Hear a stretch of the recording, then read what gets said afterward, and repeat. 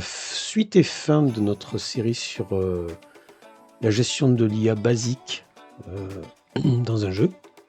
Il y aura d'autres vidéos sur ce sujet. Je vais certainement aujourd'hui m'amuser un peu suite aux différents essais que j'ai pu faire avec les liens envoyés par Michel Buffa. J'ai envie de m'amuser un peu. Donc voilà. Donc encore une habitude, image générée par l'IA. Allez, c'est parti. Donc aujourd'hui, on va rajouter le manager. Parce que là, on n'a qu'un seul fantôme. C'est sympa. Mais j'aimerais bien en avoir plusieurs. Et je vais vous montrer une des manières de faire. Qui est toujours en rapport avec le fait que en tout cas en ce qui me concerne, je crée des classes qui sont toujours à peu près de la même signature. Donc même pas besoin d'être hérité. C'est pratique de faire l'héritage, mais là c'est un cran en dessous. C'est juste de la rigueur sur la manière, enfin, de la rigueur ou en tout cas de la répétition sur la manière dont je les crée. Vous l'avez vu par rapport à Player et Phantomet, qui ont à peu près la même signature finalement. C'est toujours un peu update, init, async init, constructor, etc. etc. Et bien on va faire la même chose et je vais vous montrer à quel point c'est pratique. Donc, new text file. Donc là on va créer un manager, c'est-à-dire une classe qui est capable de créer ou en tout cas de gérer un certain nombre d'ennemis. Voilà. Une classe. Là on va l'appeler Phantom Manager. Alors notre classe, qu'est-ce qu'elle fait? Constructor. Voilà, toujours pareil. Hein. Elle fait un async init, un update. Éventuellement, on aurait besoin d'un truc qui est un peu plus complexe, qui serait un peu l'exception, mais on pourrait mettre un destroy dans les autres en fait, hein, ou un cleanup ou un truc comme ça. Donc on n'est pas obligé de faire systématiquement les mêmes fonctions, mais pourquoi pas. On a besoin d'un spawn aussi. Peut-être avec des paramètres, on verra, mais pour l'instant, comme ça. Voilà, ça, c'est la signature de base. Export, default, Phantom Manager. Et je sauvegarde. Et je sauvegarde dans Phantom Manager.js. Voilà. Je vais maintenant réfléchir un petit peu. Un Phantom Manager, il a besoin de fantômes. Donc, un tableau. Faire compliqué quand on peut faire simple. Il a besoin d'un nombre de fantômes, en tout cas un max fantôme, qui est égal par exemple à 4. On va mettre 3 pour commencer. Ça ne veut pas dire qu'il en a toujours 3, c'est que c'est le maximum qu'il peut gérer. Donc ça, c'est pratique d'avoir une limite. On pourrait créer des fonctions add phantom, etc. Quand il meurt, on en rajoute. Là, on va faire ça. Donc max phantom qui sera égal en gros à notre nombre de fantômes en cours. Dans limite, pour l'instant, on va s'arrêter là. On va faire un truc tout bête. On va regarder ici async init, et si je regarde ma phantomette, j'ai bien constructor, async init, un spawn avec un spawn point, un update avec une player position, move, comportement, etc. etc. Donc notre manager update, il a besoin d'un truc en plus, player position. Notre spawn, on a vu qu'il avait besoin aussi d'un spawn point. Voilà, j'ai presque la même signature. En tout cas, de l'extérieur, j'ai la même, en public. À part ça. Donc ça, c'est intéressant. Maintenant, on s'amuse. Alors, for let i égale 0, i inférieur à max phantom, i++. Qu'est-ce que je fais ici? Là, je vais créer mes fantômes. Let phantom égale new. Donc c'est phantomette. Hop, voilà. J'ai fait un await de phantom. Ouais, init. Je fais un. Alors, du coup, on regarde dans le game. Qu'est-ce qu'on faisait quand on faisait un phantomette init? On faisait ça. Donc je prends cette ligne. Direct. Je les crée tous au même endroit. Alors c'est pas Fantomette. C'est Fantôme. Les créer tous au même endroit, c'est pas très grave. Ils se touchent pas en fait. Mais effectivement, en théorie, je devrais avoir une zone de spawn ou un tableau de points. Pour l'instant, on reste comme ça. Et je les ajoute. Fantôme, point push. Et je lui ajoute Fantôme. Alors, le spawn ici, est-ce que j'ai besoin de le gérer ou pas?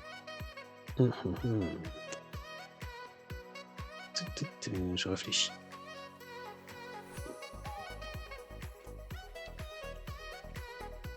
On va laisser comme ça.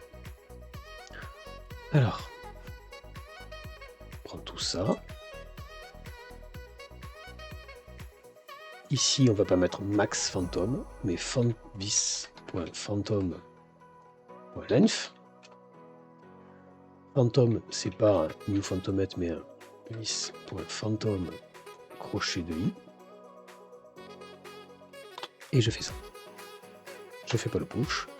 Et je fais pas le vecteur 3, mais spawn point. Voilà, je refais la même chose que cette fonction, mais pour tous les fantômes. Je fais la même chose que limit, mais pour plusieurs fantômes.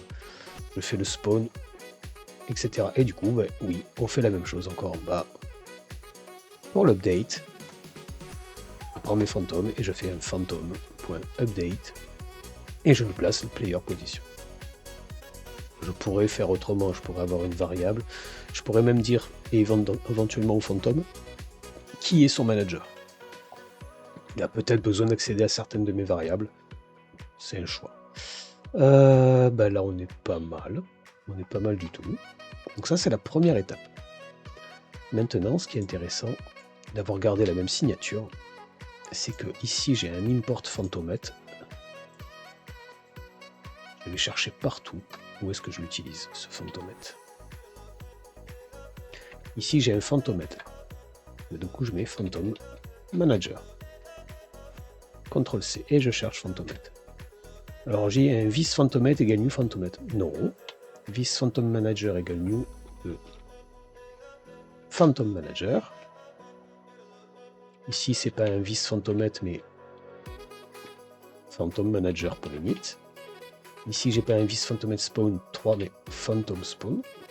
Manager spawn, toujours. Dans l'update, c'est pas vis phantomètre update, mais phantom manager update. Et j'ai ici un spawn pareil. Et là, celui-là, je l'enlève. Phantomètre, phantom. Et ici, on est bon. Il est peu probable que ça marche du premier coup, même avec une... Voilà. Phantom Manager, Input Constructor, c'est normal, j'ai dû faire un copier-coller à un moment donné. Ici, voilà, évidemment, c'est pas vis Phantom Manager, Phantom Manager. Voilà. Bon, on est pas mal. Et ça marche du premier coup. Du deuxième, soyons honnêtes. Voilà. On va enlever le debug qui est moche. Même ça donne un effet sympa, mais c'est moche. Donc Phantomètre. Ici, on a un debug sense. Non, c'est debug collision false. Et debug sense false.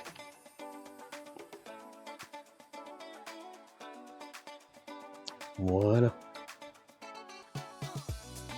Donc ça, c'est marrant. On en a 3. Phantom Manager, Max Phantom.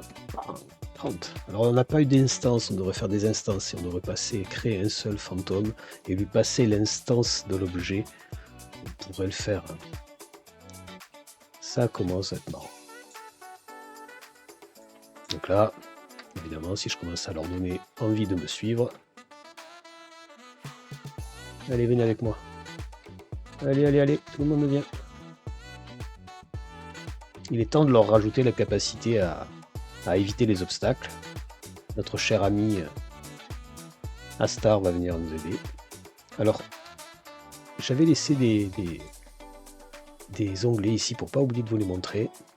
Dans la doc de Babylon.js, les meshes intersectent, il y a pas mal de trucs pour détecter des zones, comme j'ai utilisé pour le exit par exemple.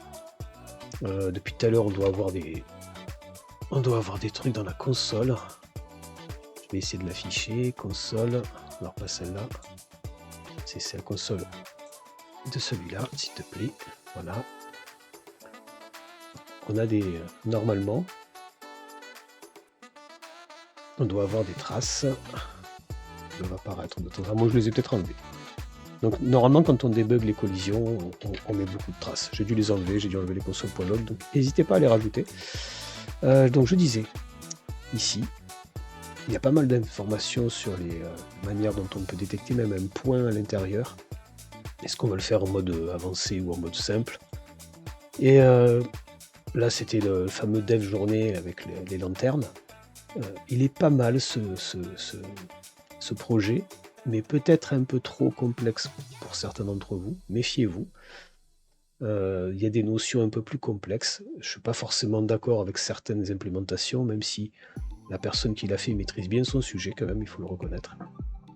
Je croyais que c'était une stagiaire en plus, donc ça prouve le niveau quand même, parce que stagiaire arrive à faire ça, c'est plutôt pas mal. Voilà. Et on est bon pour cette vidéo. La prochaine vidéo sera peut-être pas ce week-end, je vais voir. Je vais peut-être rajouter des hybrides.